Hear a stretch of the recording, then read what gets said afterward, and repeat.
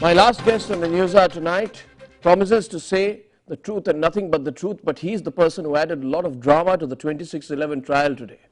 Abbas Kazmi, there live in our studios today, is Kasab's lawyer. He today said, I'm walking out of the case because Kasab doesn't trust me, and after about 2 hours of drama in the court, he said, okay, now Kasab trusts me, we don't know what's going on. Now, Mr. Kazmi, are you telling the whole truth about what's going on? What's going on between you and Ajmal Amir Kasab? It seems extremely suspicious. As you said, I'm going to speak only truth and the whole truth. Thing is that I'm a straightforward person. People who know me, they will swear for it.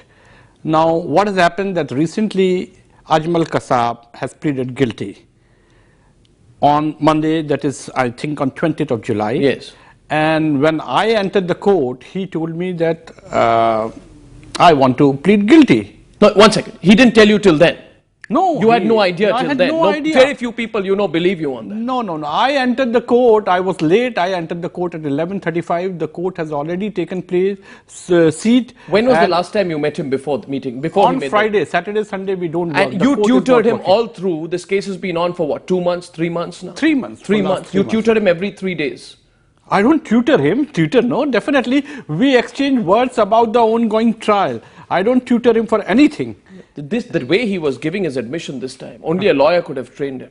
No, it's not like that. Only a lawyer could have trained him. No, he has gone through whatever has happened to him, and he has already, this is an admission, this is not a confession, for your record. He has already given his confessional statement during his police custody, during his remand stage, and that is before a magistrate under section 164 CRPC. So in pure words, in legal words, that is Abbas the confession. Kazmi, there are 7 or 8 times in this case where he removes his own name from the culpability of the charge sheet he gave before the magistrate. And he puts either Abu Ismail's name there as the person who actually shot, actually killed. You are aware of this, that he's putting the blame on the dead rather than on himself. So this was a legally drafted admission. Not admitted, really. Mr. Kazmi, it was legally drafted. You see it the other way, that the police is putting up whatever the killings Abu Ismail has done it, his weapon, his killings, now they are putting it to the only lone survival, that is Ajmal Kasab. It's the other way around. Why don't we think like that? That police is trying to trap Ajmal Kasab for all the killings which Abu Ismail has done. No, but it's also very similar to what Pakistan wants to hear, Mr. Kazmi. What? He has not named Hafiz Saeed this time. He named him earlier. He's named Lakwi this time. Pakistan's named Lakwi now. So it's... Are you telling me that there aren't similarities between what Pakistan wants to hear and what Kasab is saying? I don't think so. There is any similarity, because Ajmal Kasab has already given Lakwi's, Abu Kahafa's 35 names in his confession. He's not mentioned Hafiz Saeed this time? He has not. He may have. I don't know that he has not mentioned. But there are 35 accused, wanted accused in the charge sheet. Did he talk to you about not naming Hafiz Saeed? As I said, he never spoke to me. In fact, his pleading guilty also was never spoken to me. When did Kasab stop talking to you? You met him on Friday. When did he stop talking? No, he never stopped. After 3-4 days, with court's permission, in the court premises, we speak to each other. But what I get only 10 to 12 minutes. And for those 10 to 12 minutes, I have to speak for the witnesses who are in the box. And the next day, the witnesses... You didn't tell Kasab, blame it on the dead terrorists. Why would I say that? Because it would save him legally. No. Still, you try to understand. He has owned that he took the training from Pakistan. He entered India in the dinghy inflatable boat. Yeah. He carried on indiscriminate firing at the CST railway station. He has said all these things. Plus, he is facing the charge of waging war. You didn't talk to him? You said today he doesn't trust you. If you didn't know, and that's my question, that's what I was coming down to, then why did you say in court after his admission that closed the case on this basis? No. You said it. After he confessed on Monday, you said close the case on this basis. No, let me say what I said. The options, once he pleaded guilty, the court said that now there are only 3 options left.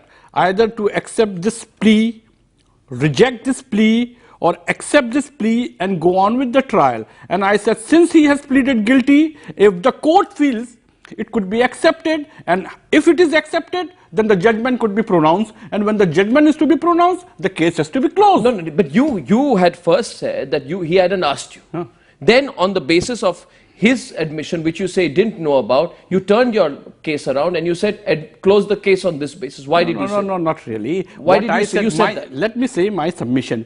My submission is that if he has pleaded guilty and if the court feels, then his plea could be taken, accepted, and of course, the follow-up would be to pronounce the judgment. The other thing I feel, pronounce the judgment and close the trial. Third thing is, if the court rejects the plea. No, okay. If the court rejects the plea, then I said even his admission should not be taken on record. This very strong possibility appears to me that this is part of your time-wasting tactics. You wasted 4 days today. Now try to understand. You've been doing time-wasting tactics in this case for a long time. Now try to understand that this allegation has been made on defense for last 3 months, and with defense cooperation within 2.5 months we have covered 184 witnesses. That's not true, it sir. is a remarkable speed which a session court has conducted the trial. That's not because of you. That's despite you, the prosecution says, because you said don't allow documents in this case, and it takes time to build those documents.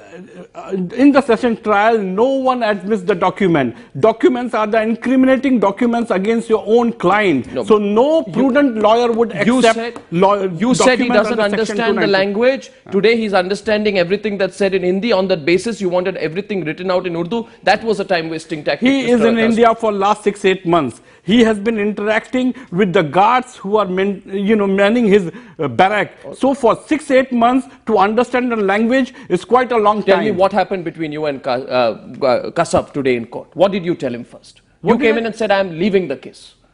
I told the court. No, I have not told Kasab. I said if he doesn't confide in me, if he has no trust in me, I don't think that I have the right to continue with the trial. What did Kasab say then? Kasab, the court asked Kasab that why don't you speak to your lawyer, and after the recess we will meet. What did Kasab tell you, sir? Kasab, what did he say? You spoke to him today? Yeah, I spoke to him. What did he tell you, after the court said? And he said, no, I trust you and I have full faith in you. You please continue as my lawyer. Then the court asked him, कि Kasab, आपका क्या कहना है? And Kasab said that, no, I have trust in my lawyer. But what I felt that this pleading guilty, he should have at least confided in me before, pleading guilty before the court. He should have done it. That is what my grievance is. And such steps, if he takes without any legal help from me, that means he doesn't have confidence in me. Okay. One last question. If, as you had yourself said, this case, this should be accepted, this whole plea, case would have been closed. He could have got death. He should have got death then. That is for the judge to decide. No, that's a valid case. Do you think it's a valid case for the death sentence? No, the options are, if it is convicted, either death or life sentence. Okay. And it is for the court to decide. Abbas Kazmi, you're not acting. You're also a trained actor, I'm told. You've come on television. Yeah. You've come in teleserials. You're not acting in this whole case. I'm asking you. You think so? I'm asking you. No, this is, the truth which is coming out. And as a straightforward person, I am making a truthful narration. Well, we know you don't have the easiest job in the world. Thanks for this.